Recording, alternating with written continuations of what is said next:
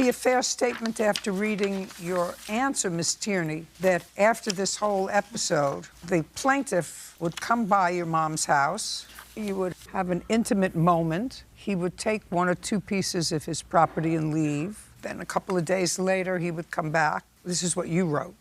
You'd be intimate, he'd take another couple of pieces of property and leave, and that went on for a while until he said he hated me and wanted his stuff. And you said, I told him to rent a U-Haul and grab everything at once, and he didn't. And you say in Rhode Island, once someone leaves property unclaimed for more than a month, they lose ownership. So I see all the property that the photographs suggest you destroyed that were his.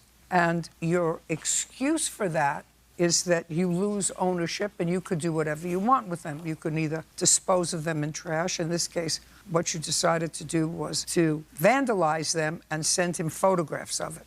Would that be about right? It's about right, but... It's about right. There's... No, that would be about right. Because otherwise, how would he get these photographs? No, I did. I did send him those. You destroyed the property. It wasn't my best moment.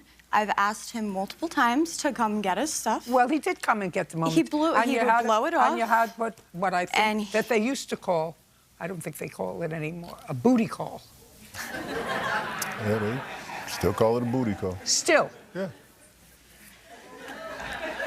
And he'd come and he'd take a piece of property, and then he'd sort of toy with your emotions a little bit, and then come back, and take another piece of his property and leave. But he had some big stuff there, saws and a lot of construction stuff, as well as furniture.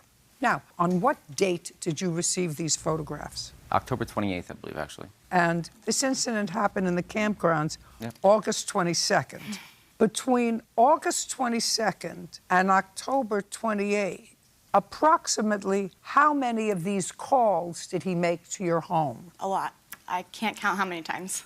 Until what date? About the 5th, I asked him 5th of what? November, sorry. Well, the 5th of November. these photographs, he said he got on October 28th. Those were done on October 31st. I asked him multiple times if he could just simply come and get all of it in one shot. Just a second. He would What not. I'm asking you is, when was the last house call that he made prior? November 5th. Your Honor, there was no booty calls after that. No, just a second. I asked him, I was very nice about it. I was like... Okay. All right, I see. Didn't bother him while he got his stuff. All I just right, wanted Miss him to Tierney. take it all because, you know Miss what? I Tierney. need to move on. Miss Tierney, listen. I can't have this going back and forth. Listen, it's not... Yeah, don't be stupid. I mean, try... 10 million people are watching you today. Do you still live with your mother? Yeah. Yeah?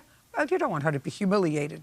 So, yeah, don't be stupid. He had not abandoned his property because within 30 days, he had been at your house with your consent, clearly, and approval. But when I asked him to get all of his stuff, he needs to get all of his stuff. Just a second. When you said get all your stuff... And he didn't. Shh. How much time did you give him from the time you said get all your stuff until you sent him these pictures? Take a breath and answer me. He blew off 3 chances. No. He had a week and a half's time period. We had multiple plans, and he blew it off. So it was a week. Just shh. So, don't look at me.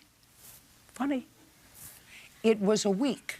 Well, even if I were to follow this Rhode Island statute that you allude to but don't cite, he didn't leave it there without your permission for a month. You gave him a week and a half. And it looks to me like there's a lot of damage here to a lot of his property. Right, there is. Right. Judgment for the plaintiff in the amount of $4,000. We're finished. Goodbye. Thank you.